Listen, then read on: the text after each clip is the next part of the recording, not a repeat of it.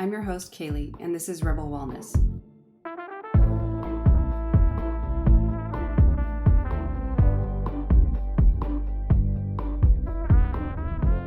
Welcome to the show. I am your host, Kaylee, also known as Coach Kales. If you didn't know me already, I am a longtime fitness professional, wellness coach, and multi-certified nutritionist, and I'm based here out of the West Coast in the U.S. So if you are new here, I'd like to extend you a very warm welcome.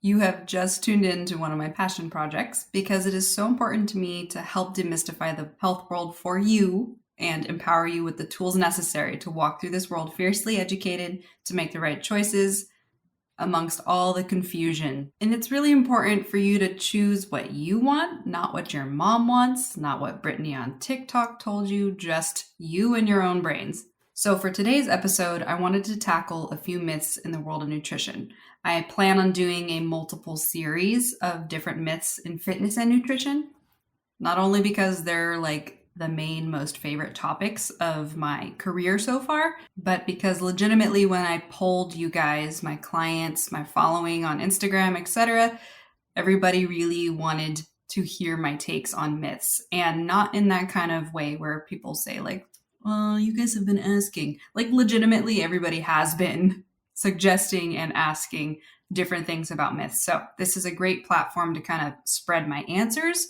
to kind of a wider audience. So as we kind of talk more about the nutrition route today, it's a really important thing to understand that there's always going to be this or that study funded by this or that company contradicting whatever is going on. This is something that I've kind of taken responsibility to dissect for myself and my clients. I've kind of taken both various studies that are not necessarily cherry picked, because that's the other thing. You get a lot of like nutrition gurus and people who are operating under the title of dietitian or nutritionist, etc., which here's a little clue.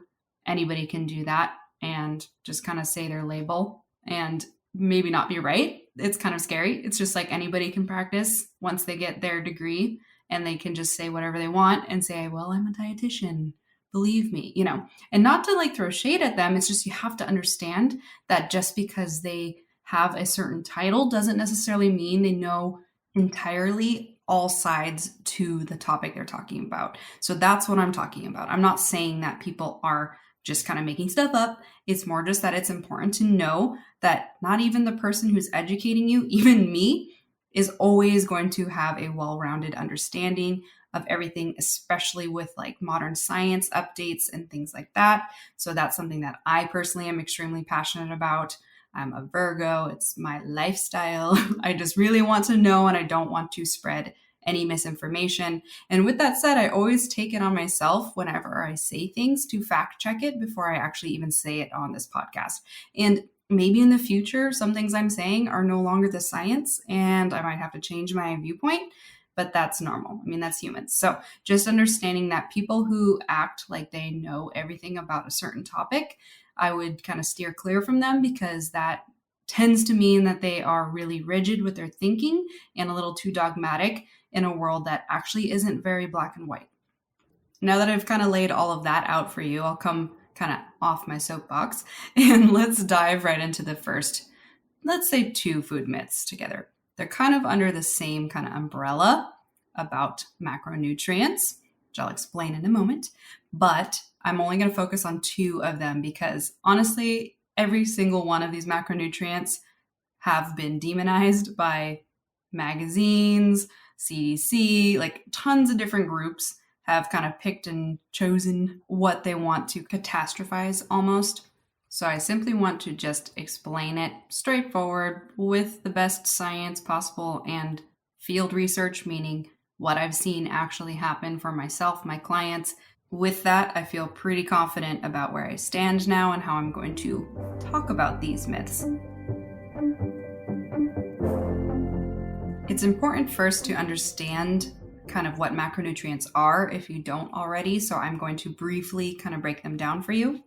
Macronutrients are the larger particles that make up every piece of food you eat. So with water aside, if you can digest it and use it for energy, it has macronutrients in it. It's your protein, it's your carbs, it's your fat.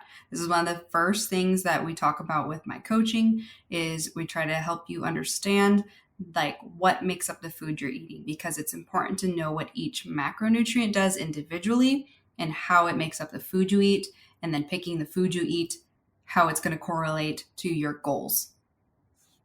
So as far as protein goes, we consider this nutrient as a slow burning fuel. So this means that it's complicated for your body, more complex rather, for your body to digest.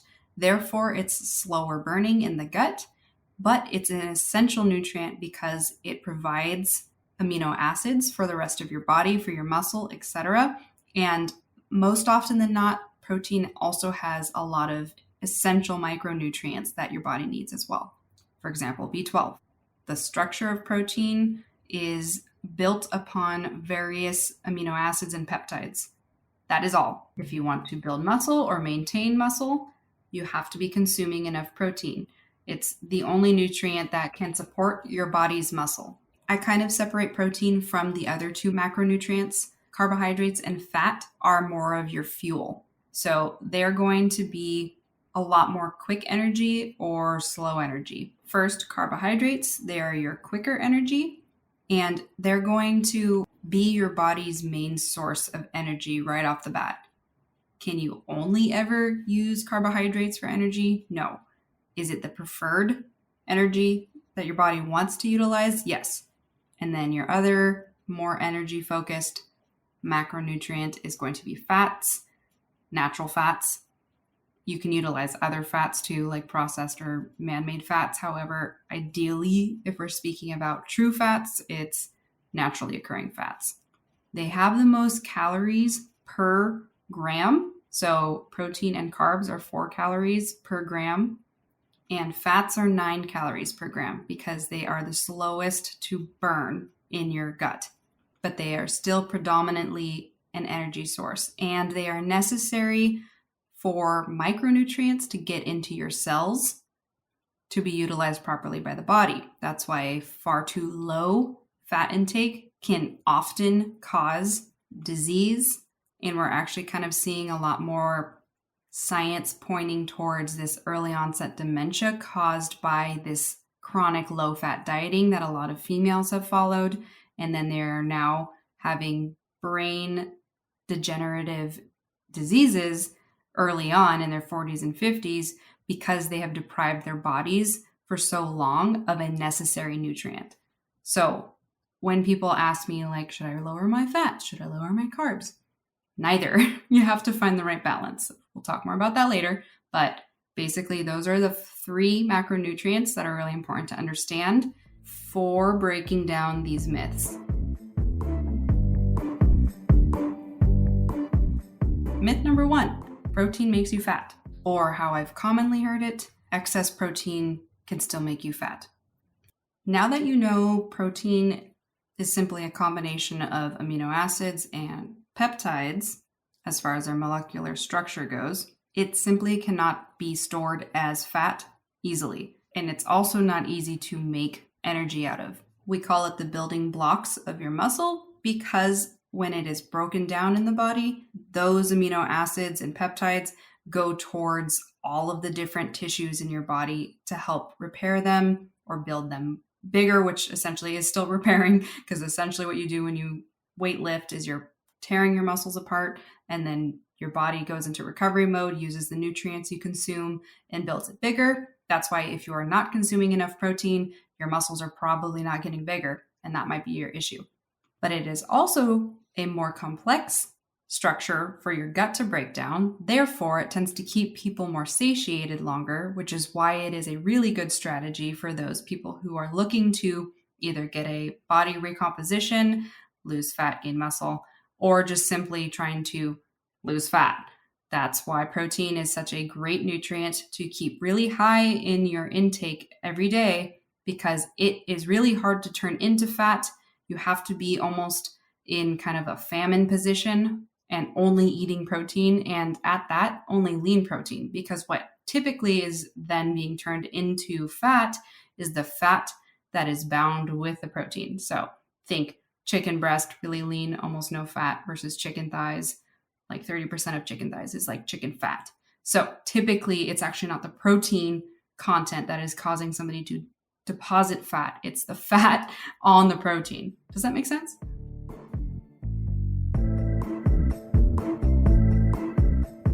So again, your two macronutrients that tend to get stored for energy are either excess of carbohydrates or excess of fats. But that brings us into the next myth: carbs make you fat. Carbohydrates, like mentioned before, are your quick energy system.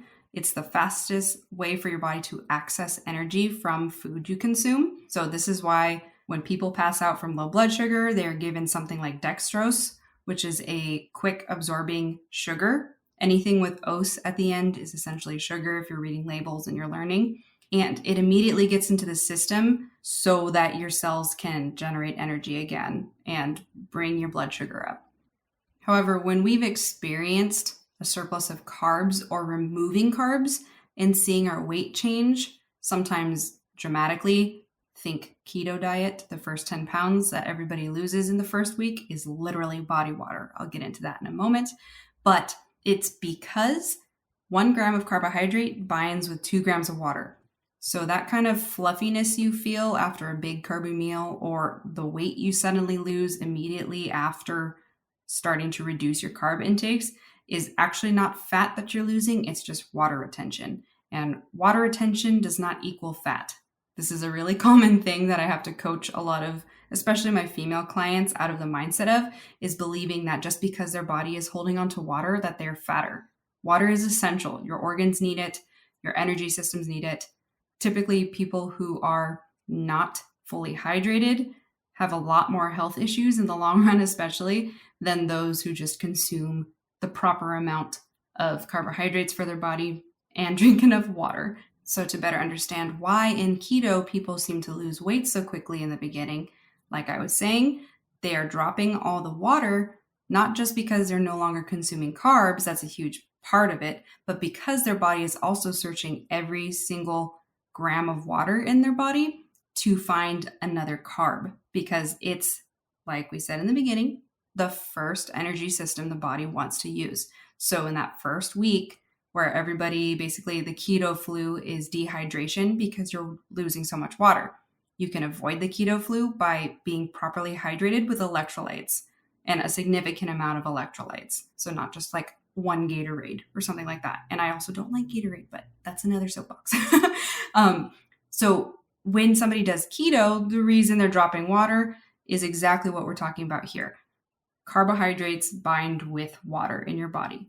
However, if you are a person who's active, or their total daily energy expenditure is more than the calories they're consuming, including the amount of grams of carbs they're eating every day, they most likely will not experience water weight retention the same as somebody who overconsumes for their energy expenditure every day. So naturally, it'll be easy for somebody who starts to reduce their calories, including their carbs. So they might say, okay, I'm trying to lose weight. Maybe they're a desk job person and they're not moving very much. Maybe they only walk 3,000 steps a day. That's kind of an average for a lot of my desk job clients. Then they start to cut carbs because they heard carbs make me fat. No, carbs are an energy nutrient. And if you are not expending what you are consuming, it's going to either add water weight naturally initially, or become body fat because you're not utilizing that energy. So this person cuts carbs, sees their weight start to go down. They believe it must be the carbs. More often than not, it's usually water retention loss at first, and then the fact that they're just reducing their overall calorie intake. That's almost always what is the situation. However, where this can be helpful is if the choices of carbs you are consuming is adjusted.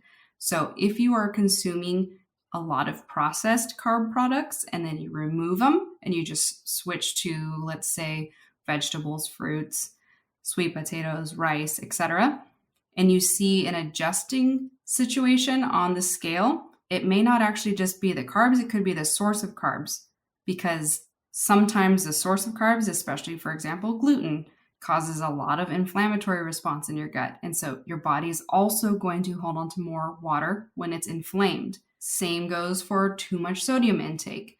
That also will cause a lot more water retention. So it's almost always pointed at carbs for the reason that fat is gained or lost, but there's a lot of different things that go into it. So I've seen a lot of clients clean up the carb sources they consume, like removing the Oreos, removing the bread, things like that, replacing with other carbs. So the total grams of carbs every day is not changing. It's just the sources are changing, and they're starting to lose body fat naturally because their gut is happier, their body is happier. So sometimes you have to look into that. But again, it's not the carbs. It's just the fact of the source of the carbs and or how your body is reacting to that. The best way to manage, if you are somebody in that category, would be trying to put 30 to 60 minutes total of daily walking into your routine as best as you can.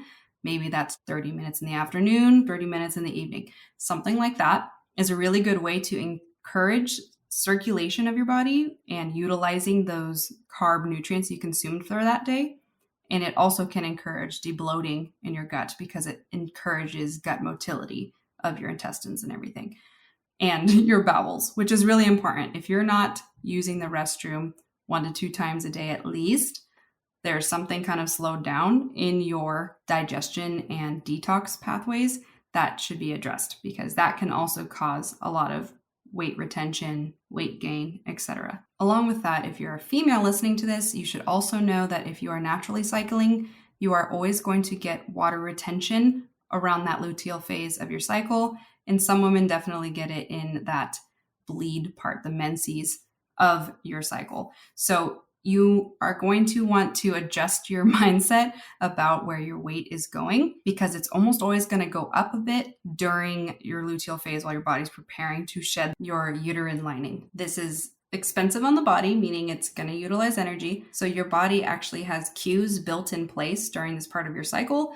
to make you crave carbs more, because it knows it's going to be utilizing more energy while it's doing this system. Therefore, it wants you to consume more carbs. And this is actually a good time to what they call carb cycle. So if you are on top of it with your diet the first 2 to 3 weeks of your cycle, give yourself some wiggle room during that week 4 to consume more carbs than usual. And I like to say, usually for my clients, inverse your carbs and fats. So if you increased your fats and you're a little bit lower in your carbs during those first 3 weeks of your nutrition for your cycle, that 4th week, inverse them, increase your carbs and lower your fats. And this is a good way to stay in the same calories you need to stay in your deficit or whatever, but your body's going to be a little happier having more carbohydrates, as it's a quicker energy source like we've been talking about. And you will not gain fat. It's almost always going to be water, as long as you're staying in that caloric energy balance. To consume carbohydrates as well, because if you are a strength training person in general,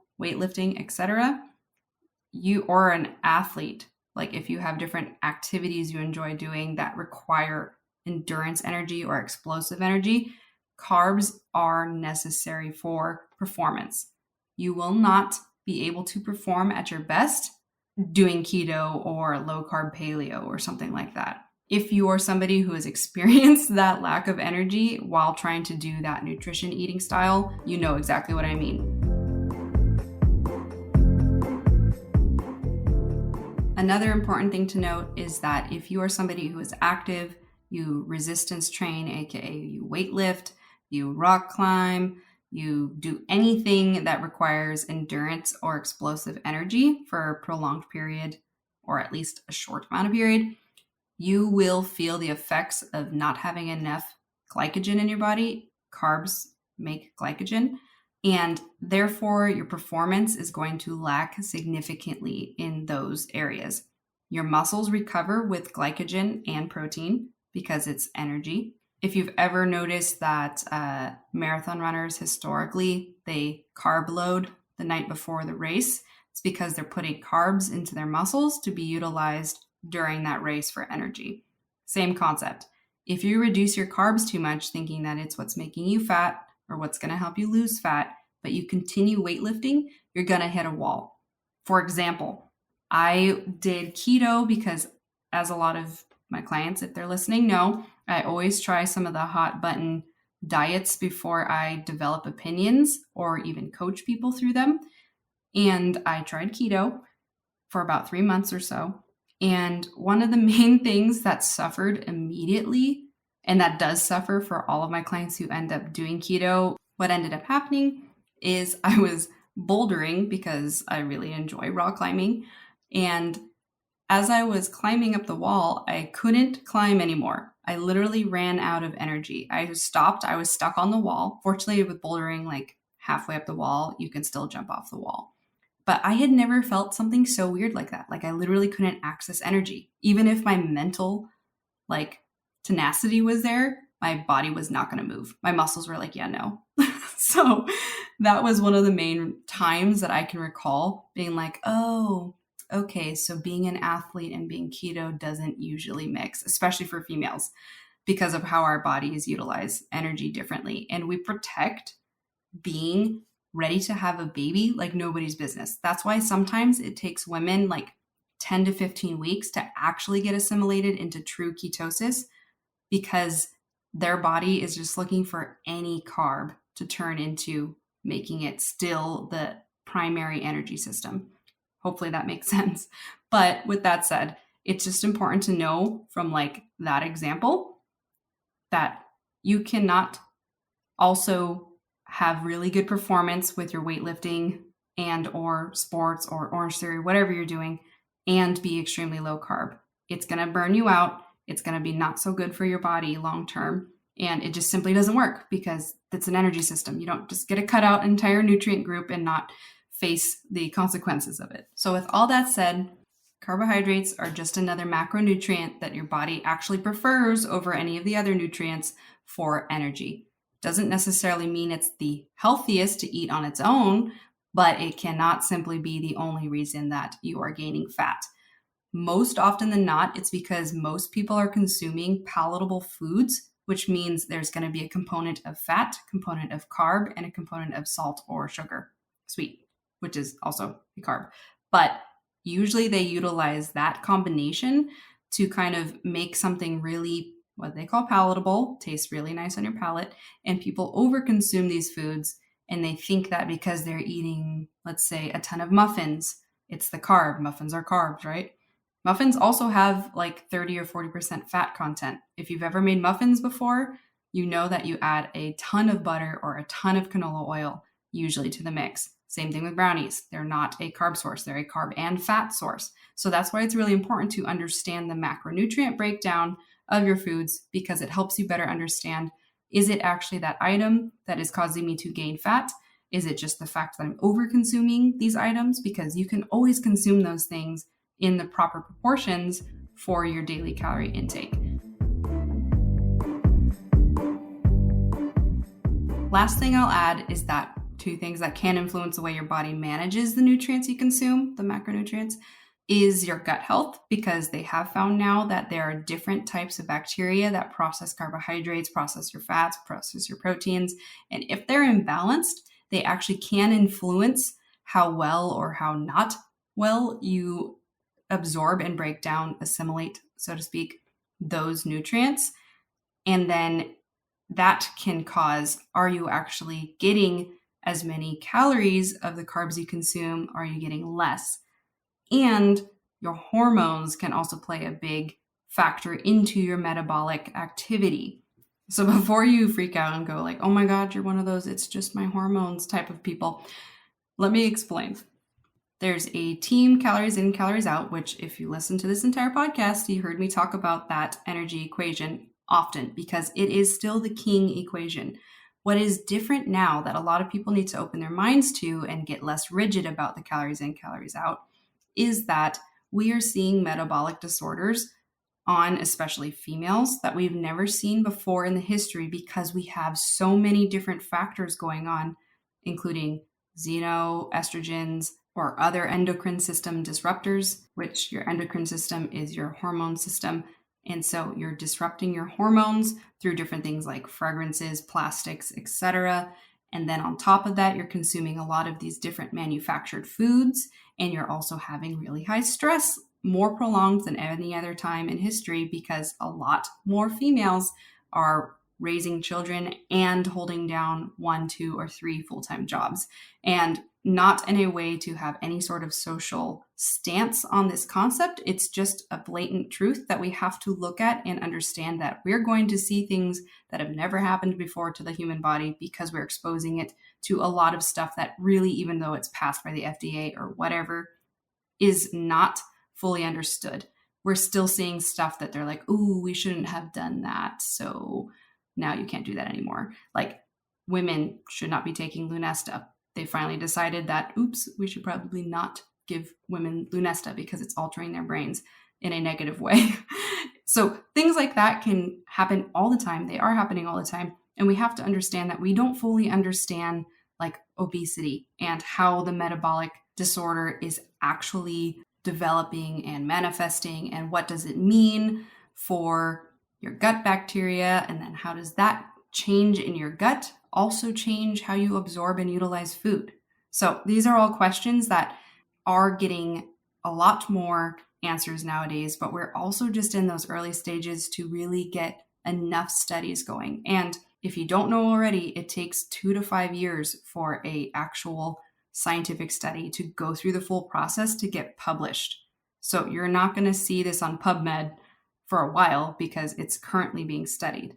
So when a lot of people have all this like, oh, well, I've never seen studies on this before. Well, yeah, because we're literally working on it right now because we finally have the technology and understanding to finally look into this stuff. So with all of that said, I just wanted to bring it a little bit of light because we do need to understand that we don't fully understand everything to do, especially with the female body and how our body adapts with different hormone imbalances and things like that. Because I have legitimately seen people doing all the right things, logging all the food, eating it. I've seen them doing it.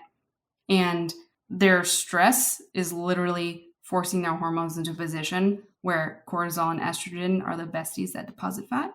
And even though they're in a caloric deficit, technically, their body doesn't perceive it that way. And metabolically, they're gaining fat rapidly. So a lot of people might argue this concept, but it's still something that we're learning. It's still something that I'm learning, but I have seen it in my personal field research, so to speak. And so I know how much we don't understand about our gut and how that translates and transfers into our body. So if you're somebody who also is kind of like, oh, you know what? I feel like that kind of resonates with me. I don't know where my hormones are at. I'm going to share with you an awesome offer with the awesome women who run yourhormonebalance.com and use code RebelWellness15 for 15% off a full kit of hormone testing. So the awesome thing about this, I actually used them before I even became affiliated now. It's because I liked the whole process so much that I was like, hey, I would love to offer this to my clients and my listeners. And they're like, yeah, right on, sure. So it's the easiest way to get your hormones tested from literally your house. You order it from them with the discount Rebel Wellness 15. It's a really easy, accessible fee. And you can also split it up into payments if you need to. And they send you the package. It's got all the information. It's a spit test. So all you do is spit on a certain day of your cycle, day 21 or around there. And then you're going to send it back and they send you your results. And you can get a lot of insight on where these master hormones are kind of standing for you, so to speak. It validated my thought that I had some form of adrenal fatigue. And yes, I totally did. My cortisol drops really early in the day. So I've just been able to take the actions to move forward with actually knowing where my hormones are at instead of guessing. Too many times we kind of avoid this like $200 or $300 expense or something like that. And we're just kind of taking shots in the dark. But then you're spending all this money on all these supplements you're taking, and you don't even know if that's actually what's wrong with you. So the moral of today is no, protein and carbs do not make you fat. And if you consume them wisely and in that kind of 70-30% or 90-10% way every week to week, you should be able to maintain the level of health and physique that you are looking for. And as always, if you want more custom guidance and you want some coaching, feel free to visit coachbykales.com, shoot me a little inquiry on the contact page, and we can chat more about nutrition coaching, or I can guide you to somebody who I think might help you in your situation. So I'm going to close out today's myth-busting chat with a reminder to stand in your power, identify your strength, and I sincerely hope that something today kind of cleared up some confusion for you. I will see you next Sunday on another episode of Rebel Wellness.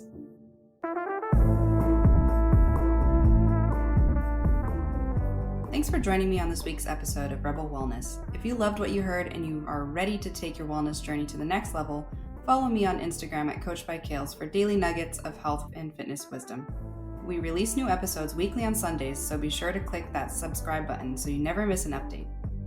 As always, lean into your strength, walk with confidence, and celebrate your nourishment. We'll catch you next Sunday on Rebel Wellness.